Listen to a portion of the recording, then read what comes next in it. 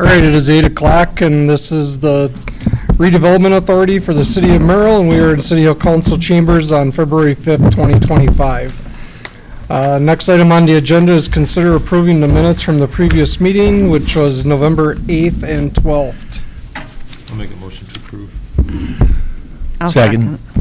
We have a motion and a second to approve the minutes from November 8th and November 12th. Any discussion?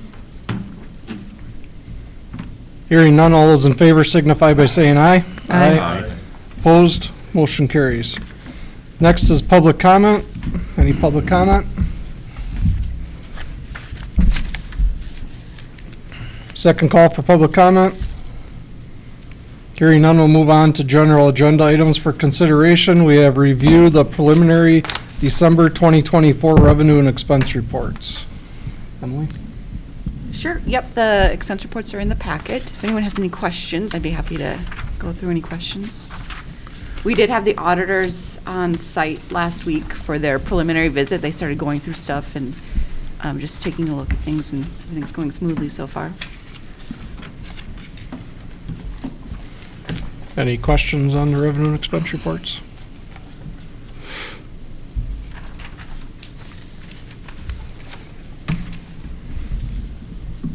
Okay, we'll move on to review TID-funded projects and property. Information will be provided at the meeting. Information will be verbally. Just wanted to update everybody where we are on projects such as Swiderski's out on Webster Street. Looks like they're on track to be fully operational early July by the sounds of it. They have the 220 units left that they're working on. Everything else, I do believe, is occupied or being rented. And the Tall Pine subdivision, which is Spruce Street Extension, I think there's 2 lots cleared down there right now, and they're going to start building right away in the spring. That would be Wendorf Construction.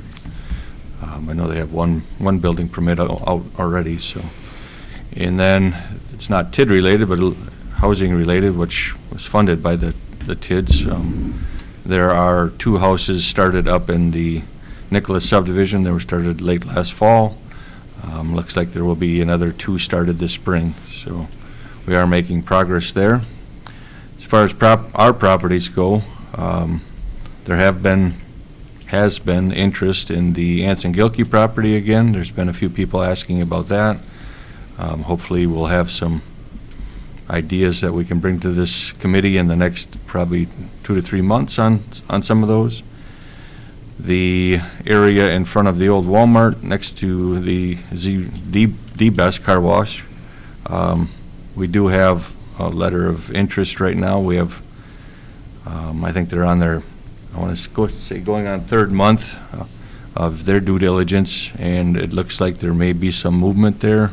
Nothing that we can announce yet, but there may be some activity with the old Walmart also. So TJ will touch on activity on that parcel, but and he will touch on the Highway G property, which is TID 13.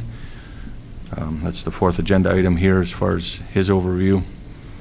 And I think that's all we have for, well, we do have the Merrillview Motel. We're going to be putting that out for RFP as far as trying to have something developed next to the old Starks on the north side there. So that'll be coming in the next couple of months here also. Any questions on anything? Is the other project that was going to go by Walmart there, is that? That's what I'm talking, well, that's the letter of interest for that, our 2 acres or 2+ acres there. What we discussed previously, is that the same, or is it? It's the same, but it may be a different take on it. Hopefully 50% of what's being talked about happens, we'll be in good shape. The houses that you were mentioning that were being developed outside of TID, are they getting, or did they ask for the 10 grand? Correct. Okay. And it's within a half mile, so we can use the TID 9 for infrastructure for those 2 right now.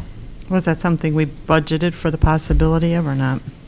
Well, there's something in there, but not much. Okay. We did not budget on the general side. Right. Okay.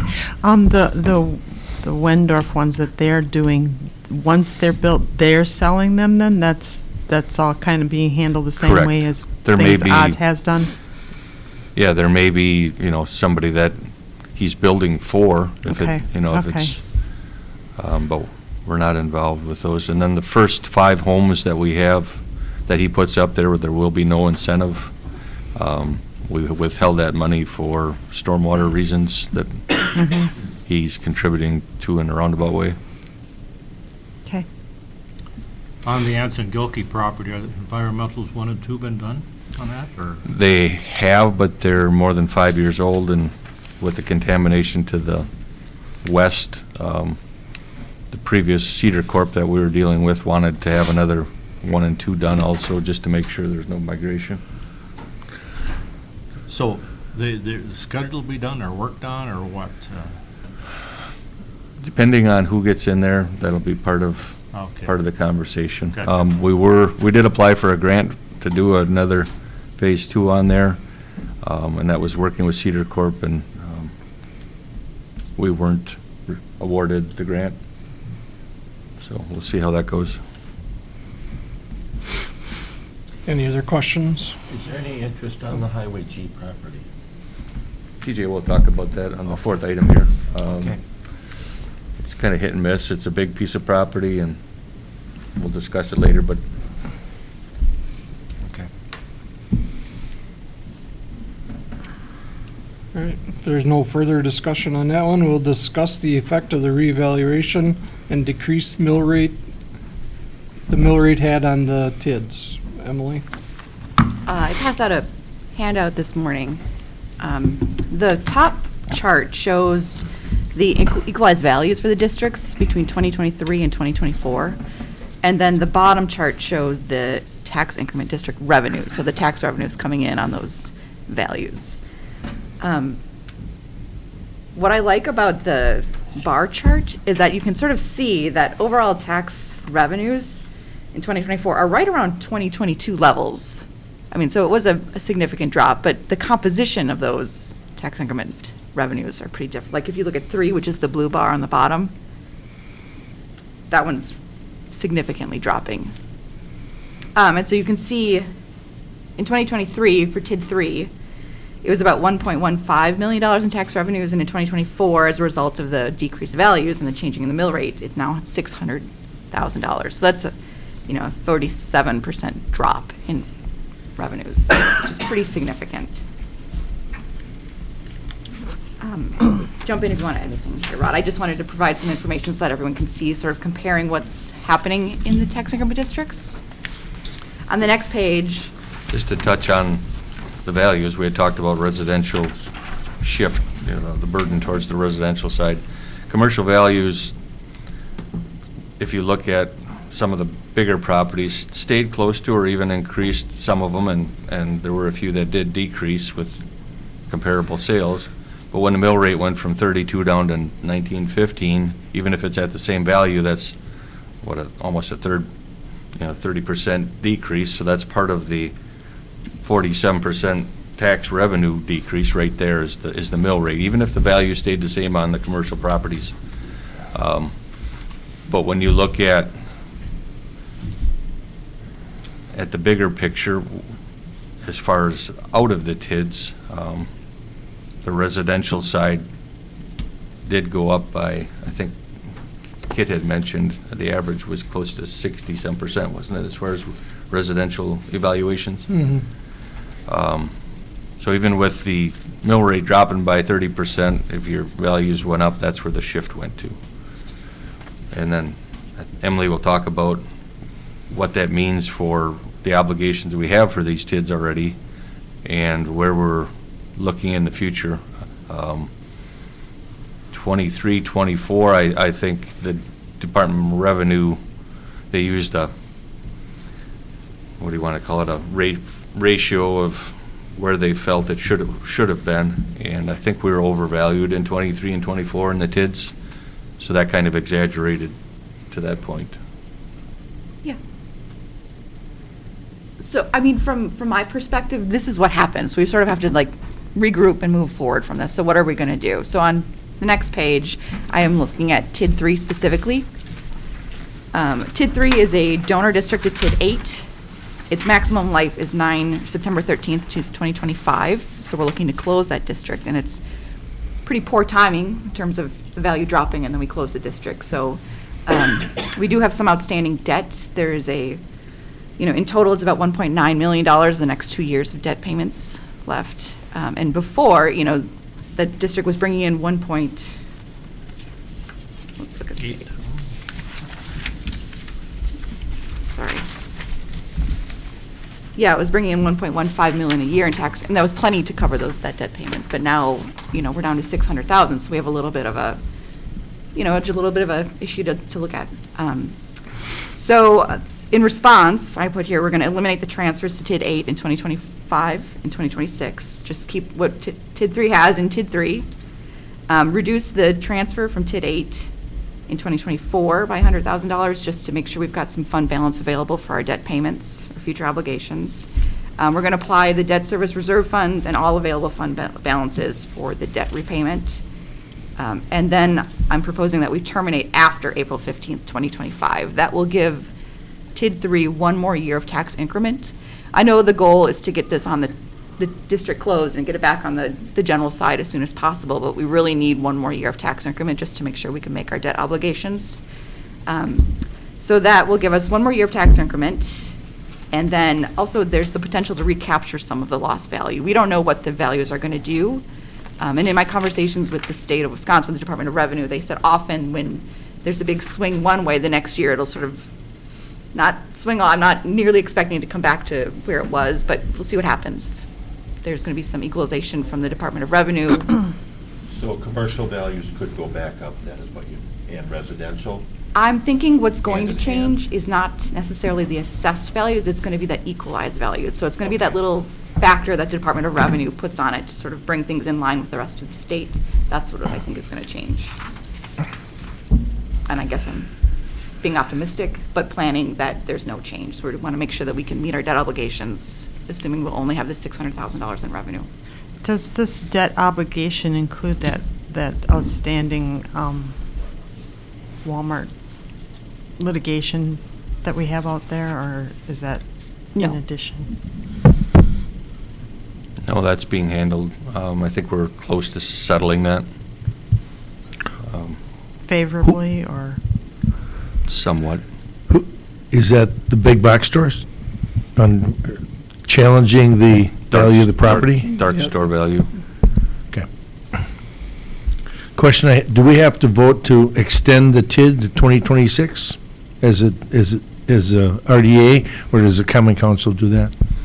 We're not extending the life of the district at all. We're just sort of extending when we close it. Does that make sense? There's still, the expenditure period is still closed. We're not incurring any new expenses. We're just keeping it open. It's totally legal to do it this way. It's just you either close it before April or after April. So I don't know. But if then we need permission. doesn't the, and I'm not an expert, I'm just going to tell you now, but from my previous understanding, if we keep it open for another year, isn't that money supposed to go to affordable housing? If we keep it open for an additional year, but this is just a matter of when it's closed as far as within the year 2025. It's not an We're- extension. It's not like Emily said. Okay. When is the next valuation? It's going to be property values as of January 1st, 2025, and we won't get those values until the, No, I mean the next, where they reevaluated the property values for the whole city. How often does that happen? Not often enough, apparently. So it happens by when you're out of compliance. So as long as your values are within 10% of The city's. fair value, then you don't have to have one ever, as long as you stay within 10%. But as soon as you drop out of compliance for 5 years, then you have to have one. Okay. So there's really no answer. Generally, how often do those happen? I'm just curious, because, I mean, it affects, Well, it looking was forward. 16 was the one beforehand, Okay. and then they redid it again in 24, so, I mean, that was 8 years. Previous to that, I don't know what it was. It was Probably similar. probably, 6-8 years. But you look at the shift we had in The housing market. housing market, Yeah. depending on if that happens again on the commercial side or the housing side, if it stays level and we stay in compliance, then we're fine. So I know that we need to be forward-looking, but I think there's lessons that can be learned from the past. So a question I have is, I mean, did we know this was coming in some capacity? Some people on council questioned it and said, this seems like, 64% of the appraised value seems kind of concerning. Right, but so we were out of compliance for a number of years, because you have to. 5. For 5 years. So we knew for 5 years that we were out of compliance for a reason, that the property, the residential properties were too low, I'm assuming, and I'm no expert in this, so if I'm speaking wrong, just let me know. But since we knew that, and we would know that the reevaluation would affect the mill rate, which would affect the TIDs, which would affect the money that we have. But we were making decisions, big decisions, over the last number of years, based on the valuations that we had, the mill rate that we had. My concern is, and again, we can't go back, but looking forward, and I've said this since I've started on this, because way back, we never got any information on what was coming up. We just, all of a sudden, here's another thing. It felt like we were just rubber stamping stuff. But if we would have known, and you don't have a crystal ball, but there were a lot of indicators looking back at this. I'm like, well, why didn't we at least have a discussion about this when we're making decisions on a lot of things, a lot of big dollar things, including the Ward Paper mill property back there? Because what does the future look like for that? Because because it's all about cash flow, right? Like, we spend money, but we need to recoup that money. So I guess one question I have is, what does that project look like moving forward? If you look at TID 7, which that is in, there was a 9.9% decrease. It wasn't, anything near what TID 3 was. If you look at TID 8, which is the Mark area, there was a 4% decrease. I mean, that's fairly flat. If you look at TID 11, which is the Webster Street area, there was 11% increase. So it wasn't, what do you want to call it, consistent across the board. It wasn't a 20% across the board drop. Or in TID 3's case, a 44% or 61 for TID 4. That's different. That's housing stock that we invested in, development versus the older commercial. And what really hurt the older commercial was comparable sales. I mean, you look at McCoy, they had a comparable sale, which dropped theirs way down from where it was, sold in 2018. So it all depends on what the focus is in the TID, if it's commercial versus residential. Because I think TID 7, 8, and 11, the TID 10, that went up by 63%. That's the Fox Point area. So, I mean, there were TIDs that did increase in the last year. You can't just put a blanket statement on, we should have known. And I'm not saying that. What I'm saying is, you don't know, for me, I don't know what I don't know. And you don't know when the state's going to come in and reassess. So we knew that it had to happen, because we were almost out of compliance. So we knew that it had to happen. We knew why it had to happen, because Well, we property didn't know value that was it had to happen. We had indicators that it should be looked at. No. We knew Those it. are two different We knew things. it. We knew it had to happen, and they're not cheap. I mean, it was. I want to say it was 100,000 for the reevaluation. Yeah, 113. So it's not something you want to do every 3 years just to stay. No, and I'm not saying that. What I'm saying is decisions had to be made by not only this committee, but also by the council. And you only know what you know, right? And I know that when we have discussions about stuff, it'll be said that, the houses, there's 5 houses are going to be built, they're going to be valued at $500,000, the mill rate is this, it's going to bring in this much money. And that's, from a business standpoint, that makes sense, it's cash flow. Now, we don't have a crystal ball, but we did have indicators, apparently, from what I can see here. And I'm not blaming anybody, I'm just saying that I think we need to have transparent, open discussions about not only what's happening right now, but what the possibility of the future is. So not only this committee, but also the city council and anybody else involved making decisions can make truly informed decisions. And I'm not blaming anybody. I just want to look at the past, figure out maybe, really, what could have been done a little bit better, and how can we apply that to the future? So that's all I'm saying. Correct. And the decisions we probably made in the last 3 to 4 years have been mostly residential. It hasn't been large Yeah, but the commercial. residential mill rate went down, 33%. And the values went Well, up 60, valuation went so up it's- Well, but not on the significantly. new houses, the ones that are being built. Correct. That's where the problem is. So you have a new house that's being built, you said it's valued at 500,000, and, the mill rate was 30 whatever, and now the new valuations come out, the existing houses go up, but those new houses are still at $500,000. There's less revenue on those houses. Am I right You're on right. that, Ron? That's Okay. correct. So that's what I'm saying, that when we have these, just to have, lay all as many cards on the table as we can. I mean, you can't have all, because we don't have a crystal ball, but I just feel like the discussions can be a little fuller, I guess. And I don't know. I think one of the other things that is a hiccup that every community was dealt was the whole COVID stuff and what that did to commercial facilities, and the fact that all these businesses came in and shut them down. And now we have all these vacant office facilities sitting around that shouldn't have ever been closed to begin with, in my opinion.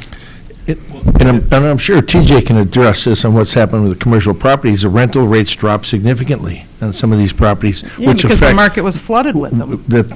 Flooded with them, or people are not working, they're working from home, or they're not looking at brick and mortar anymore, and they're figuring out a way to take care of the business somewhere else, Well, and on a positive note, since Rod and Emily have taken over, everything has been truly transparent.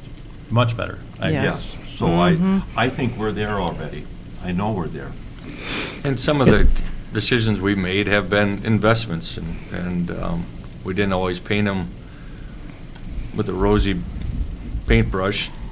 We tried to be realistic as far as even mill rates. We didn't put at 32, I think they were at 23 or something along those lines. I have to look back. So some of that was taken into consideration. I do agree with Mark, though. We have to look at it and say, what can we learn? What can we, when we start seeing our assessed values dropping into that 64%, we're already behind the 8 ball on that. That as the council itself should be looking at that and going, wait a minute. But let's say we go back, maybe they did this reassessment or revaluation 3 years ago. It'd have been completely different today, because what happened to the housing market in the last 3 years? Okay, some of these homes that were valued at, or that were selling for $80,000 are now selling for $150,000, and that's what affected a lot of that. We just don't know. On the next page of the packet that I handed out, I looked at some of the other districts that had some significant changes. TID 4, in the chart, that's the blue bar. You can see that dropping significantly in 2024. That district is a donor to TID 9. That one has a maximum life of September 11th, 2027, and we just approved a 3-year extension for that one to keep that one open a little bit longer. That one has some outstanding debt of $620,000, that's principal only, and we have 4 years of increment remaining. So when I look at this one, we sort of have solved our problem by extending the district, giving it some time to recoup. We'll probably eliminate the transfer to TID 8, just to make sure that that district can pay off all of its obligations. So that maximum life date of 2027, that was before the extension? That was with the extension. With the extension? Mhm. Okay. So the last increment that we'll collect will be in 2028 for TID 4. So it's not stopping the transfers to date. How does that affect to date? To date. TID 8. TID sorry. 8. So we recently made 6, 7, 11, and 12 donor districts. So we're going to have to rely a little bit more heavily on those districts to help support 8 and 9. And that was going to happen anyway. 3 and 4 were closing. We're just going to have to shift the burden to those other districts a little bit sooner than we wanted to. That's where we're at. I'll keep going unless anyone has questions. TID 6, the maximum life on that one is 2036. The last increment will be in 2037, so we have 12 years of increment remaining. That one is a new donor district, outstanding debt of $270,000. And currently, that one has a negative fund balance of $345,000. So that one will take a couple of years to get into the positive, and then we'll start generating increment that can be donated to the other districts. TID 10, maximum life is 2042. So we have, 18 years of increment coming. Outstanding debt is $1.5 million, and this one has a positive fund balance. So that is encouraging that one is already cash flowing and potentially could become a donor district if we needed to. TID 11, maximum life of 2037. So we have 13 years of increment remaining. That one we newly made a donor district.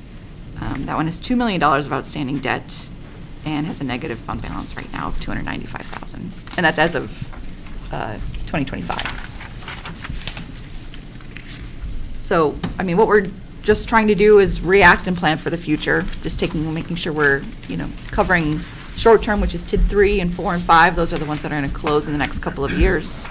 And then, like I said, we talked about shifting the burden to some of the other performing districts that we can rely on. You're doing exactly what Mark mentioned to do, kind of look and adjust as we know things, so I think that's So much clearer than it used to be.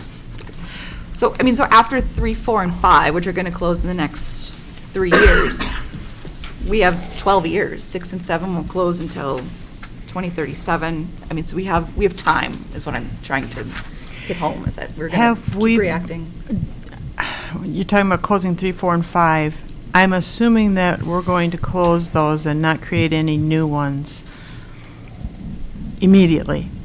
If we have 12 years on some of these other ones, that we're going to at least sit down at that point and say, okay, how many TIDs does one community need? What is the best option? If we're going to open one, let's open one. Let's not open 7 more.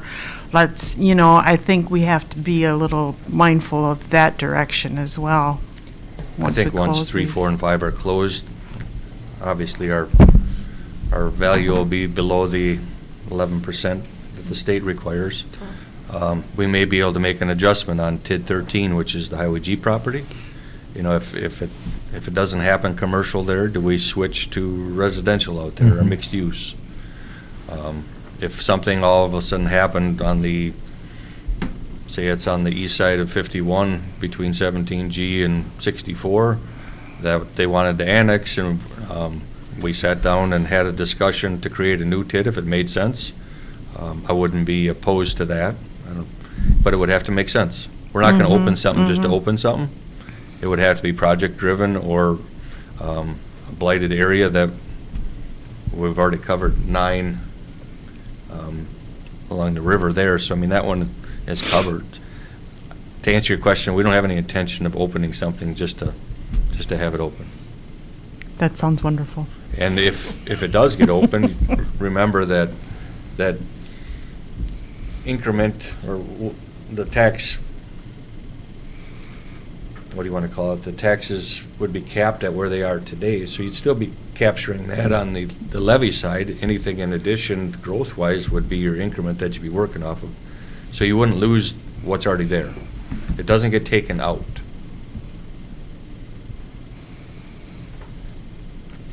Just asking. And then this last page, I just gave you some history. Some people like to see big picture. I just wanted to show what it looked like over time. If you look at the percentage change over the last 10 years, we have had some pretty dramatic shifts in values and tax revenues. Usually it's been a positive shift. But that's just sort of saying that it's a historical view, and we're just going to keep on top of things and regrouping when we need to and planning for the future when we need to.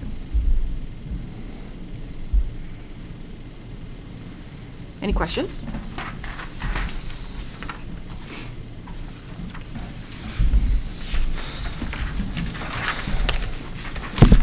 I just want to thank Emily for putting this all together. I think it helps clear some things up that we haven't had. You know what I mean? So it's very nice, very good. in recognizing these TIDs, not all of this goes to incentive payments. Some of this has to go to infrastructure improvements such as streets and water, cities and utilities, which reduces the amount of general obligation funds the city may have to borrow if they're bumping up against that percentage. Okay? And it is our plan to sit down and come up with another chart showing where all the money has gone, so we can kind of make informed decisions on that too. And you can look at, is 60% of it gone back into something that the general obligation would have had to cover? Yep. Those are questions that, we throw that out there, but it'd be nice to have the numbers to shore it up.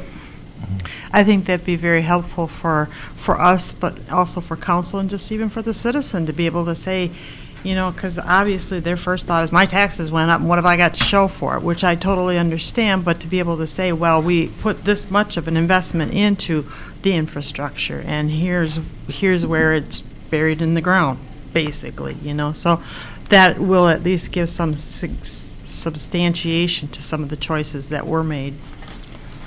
And the TIDs were open to try to build tax base, increase tax base, and you really don't realize it until they close what value they bring, well, except for the infrastructure. But hopefully when 3 and 4 close, we'll see a bump on the general side.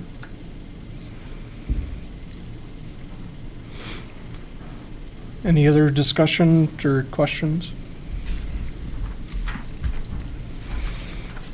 Hearing none, we'll move on to overview from Pfefferly on activity on properties listed. TJ, you want to come up to the microphone, please? Does everybody know TJ? Yeah, TJ Marisi from, is this on? From Pfefferly. I won't bore you with a lot of details, but I will comment on a couple things that I heard here to give you perspective. I could probably talk for an hour or better. I was just at a 3-day conference in Miami, which is our global conference. There's a lot of things going on economic outlook, and just a couple of things to give you some pros and cons from, you guys are a sub-tertiary community. You got primary communities, LA, New York, Atlanta, and then you got secondaries, Appleton, Minneapolis, suburbs, that sort of thing. And then you got Wausau, which is a tertiary community, and Merrill's kind of a sub-tertiary, much smaller. So it's doesn't hit the big trends. When they get waves, we get ripples, right? But there's things that you guys should probably be a little cognizant of as it relates to some of these TID things. This is going on all over. You guys have done better than many. If you want to, I have a lot of properties that I've worked with folks in Kronewetter. Read what not to do down there. Do not spend on infrastructure that is not needed. You're doing what you can, and it's a very difficult time to navigate a lot of this because of what's happening. But from a industrial commercial side, I listened to some really good presentations. These guys do billions of dollars every year, and even in the primary markets, the Class A markets, they expect 2025 to be suppressed or down for a variety of reasons. There's concerns over national debts. First time ever we're spending more on interest than any other budget item. They're concerned about what that means. The 10-year treasury versus cap rates, which are the return increment that investors look at, is the closest it's ever been, so it makes it very difficult to make any money. And then you throw in increased labor costs, increased insurance of all those labor givers, as well as the different construction costs. It's not a good mix. So all that set, I'm just giving you a little backdrop. It causes any new developments to be very difficult, especially if you're not in an area that has an automatic draw. The blessing of the primary markets nationally, because of airports and distribution hubs, they all want to be there. So they tend to go there, where when you're in a Wausau, Merrill type market, it's harder to draw those folks. So as it relates to the industrial park area, we've corresponded with about 8 people that have showed some interest. Nothing has gotten serious yet. Rod and I are going to work together on kind of putting out a potential layout to give people a vision of what could be. Right now we have it as one big chunk. What do you want to do? We'll work with you, right? Well, we're going to play with a couple of other maybe how you guys might desire to see it split, and in those smaller sub-pieces, that will give maybe some other brokers nationally that look at our area, idea, hey, yeah, could we maybe do a 12-acre spot? Yeah, sure, and then that's how the conversations go. Sadly, so perspective-wise, these things take a long time. It took me over 36 months to get the Amazon, which sadly was supposed to be here, due to things in a smaller way, and then they did a bigger project there. These projects take a long time. And the blessing and the curse of the TID is because of the cost factors right now, a lot of those projects don't happen unless you have TID assistance of some sort because of where all those variables are that I told you. So I don't want to keep rattling on, but I'm just giving you some perspective. And as it goes to rates, to give you a flavor, in our market area, commercial rates per square foot have gone down anywhere from $1 to $3 a square foot, just with what's changed in the last 24 months with the supply chain. If you went in our area, not much more than 24 months ago, there was virtually no commercial space available. Now there's over 1 million square feet. So it's very different, and therefore it makes it harder for any new project to develop, spending at what right now is a premium building cost. So not to say we won't find anybody, because there's still people looking, there's still projects in fold, but I just want you to have a little perspective. It's a little more challenging than it was, especially pre-COVID, with rates where they were and economic situations where they were. And as far as office, somebody commented on office rates, they're definitely down. I mean, I've done a variety of leases in Wausau, and they're down anywhere from $3 to $8 a foot versus where they were 3-4 years ago. So lots of changes, and it makes it hard for empty spaces because you have many landlords that have a number in their mind of what they think it's worth, but the reality is with what's available on the market within a certain radius, they're not likely to get that, and it takes them a while to acclimate to what the market's actually become. So it just makes it a harder thing to transition. On the positive side, you guys saw we were able to, after 20-some months, change the Hardys into an A&W. That's a positive thing for the community. I think they're good operators, they're good people, so I think that'll be good for Merrill. Regarding the 2 acres, they actually have through April to do their due diligence. I looked at those dates. So they're just at the beginning of their curve. What's been a challenge is they ideally want more land. The car wash owners are not very receptive to the dollars that they're willing to pay. So now we're looking at other options that Rod's been helping facilitate.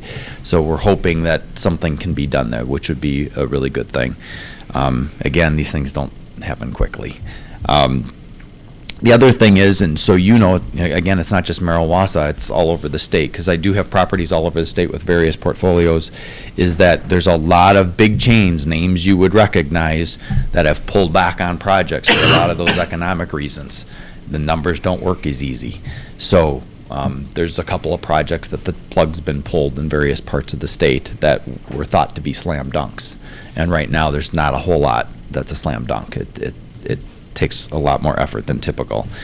We talked about the industrial park section of things. The prime land, the 2 acres, so how this works. According to Wisconsin Real Estate Association legal statute, we are required to post when we have a signed letter of intent or something is under contract, which it is, we have to label that online. Well, 95% of everything starts online today, and then we follow up the conversations. Well, when a developer sees that it's under contract, they kind of move on. So when something is under contract, while we still have it out there, they want to wait and see how this goes before they're going to dive in and invest a bunch of time. So unfortunately, that's kind of the way it works in that realm. We've corresponded with about 20 different people on that property. Of varying interests. Here again, we never know if they're tire kickers or are they serious and are they going to actually take something to fruition.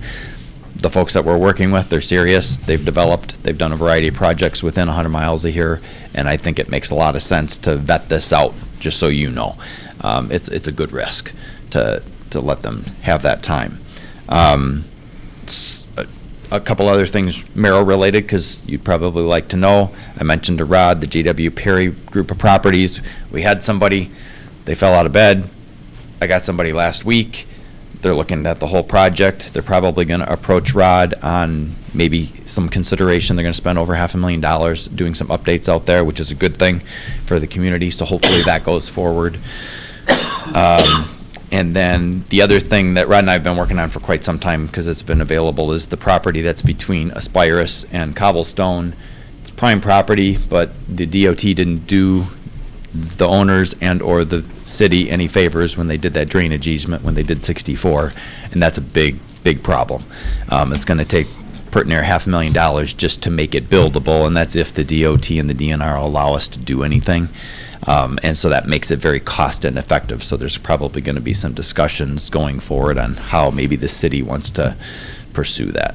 So anyway, maybe that's more than you bargained for, but I just want to give you a little background on a variety of things, but I'll entertain any questions or try and give you any insights. Do you, you said when somebody has intent on a property and you're required to list it as such, if that falls through or that status changes, do you then actively reach out to prior people who may have shown interest, or do you just simply take that status off and wait for somebody to find it No, again? what happens is the way the programs and the software that we invest in, which is significantly a year, we're approaching $1 million for our firm statewide, is that once we do that, it automatically goes back out and says, hey, you showed interest, you want to have a talk, and then usually they'll send a note, they'll give me a call, and that's how the dialogue will start again. Okay. So we do try and be proactive within the system, and if it's somebody that was pretty darn serious, I'll make a personal call, because I know that they said that they had some interest. Mhm. We haven't gotten to that level with this yet, but it's a good question. Okay. And that happened with our last group that was interested out there, and they had an extension, and we had this other party come forward with interest on it. We actually reached out to the previous party and said, well, if you don't have anything together yet, would you relinquish your interest in it? And they did. And they did. They did it early. So rather than taking their full due diligence time, they said, yeah. And that was a case, again, without disclosing who they would work with, two groups that you would recognize. They couldn't make the numbers work based on the demographic projections and what the cost of construction was going to be. It just wasn't enough payback. And so they turned it back to us. And so I'm optimistic that this can go forward in some way. It's just going to take a little more dancing. And for everybody's information, the old Walmart, the big box portion, is no longer in, I guess it was Mardi Gras, Right. It's in the bank's hands now, so hopefully they'll have a little more motivation to do something with it. The strip mall in the middle still is with, not Mid-America, it's, Yes. So between that Walmart and Tractor Supply, it's still owned by Yep. Mid-America. Mhm. correct. But the big box is owned by Incredible Bank now, which seems to have a little more motivation to do something. Yeah, and I just met with the CFO. We do a lot with them in various places. They actually help me helping them in other parts of the country for some different REOs. And they're going to allow the leash with the previous folks that have represented it for a period of time, and if they're not able to do something, then we're going to work together and see if we can kind of reinvigorate the marketing efforts in a different path. But yeah, so right now I don't know exactly, because they're doing their own thing. The J.W. Perry Brosie's buildings, we did have, they reached out to us. Did they? and Okay, we're- good. We're on the same page, so, Okay, great. and they're not asking for any incentives. Okay. Yeah, they're a good operator. They've been around a long time, so. Any other questions or things I can maybe give insight on? Did economic projections moving after 2025, did they speak, at your convention, did they speak of that? Yeah. It's not wonderful. Especially in tertiary and sub-tertiary markets, just because we don't have the same draw as some of the metros. Logistics-oriented things are going to continue to grow. So that is something that the Highway G property, we may be able to entertain, the two positives I wanted to let you know that we do have when we're in a smaller market like this is we're less red tape, we're much friendlier to deal with, and not as many parameters to deal with, and many companies like that. So it's possible we could get a distribution company that's willing to contemplate something like that because of location. Now, it's not right off the exit, which is more ideal, but they may, for cost factors and other things, contemplate in the future. So that's a long way around to your question, but I think there will be some logistics and other markets that will have an opportunity in 26, 27, and 28. But there's a whole lot of economic things that we all read about and know about right now that are going to be variables that nobody's going to know for sure yet, and how that's going to affect. You know, if there's really a re-onshoring because of this tariff thing and it's going to force more things into the states, could offer a lot of opportunities. We just don't know how that's all going to play out yet. Anything else? Thank you for the update. Yeah, you're welcome. Thank you. you. You know, it's a bad thing, but it's also a good thing. The financial institution owns that because, and Pete will attest to this, the FDIC has some stringent rules in place for REO, which is real estate especially owned. After 5 years of ownership, they've got to start reducing it by 20% a year. So if they have it for 10 years, it's zero on their books. Okay, so that banks have, financial institutions have a significant incentive to get rid of these properties as soon as possible. Okay. All right, if there's nothing further, next date and time of the next meeting would be Wednesday, March 5th at 8 a.m. Does that work for everyone? I'll be gone that whole week. Okay.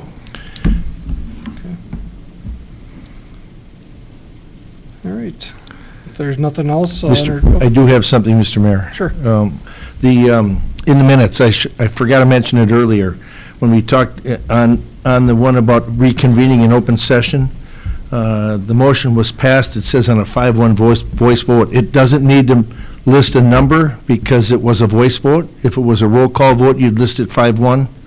Okay, but it said it was just passed on a voice vote, then you eliminate those individuals that would have dissented.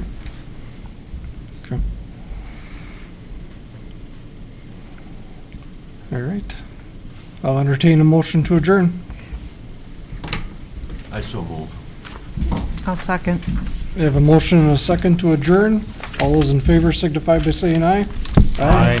Opposed? We are adjourned. Thank you. The voice,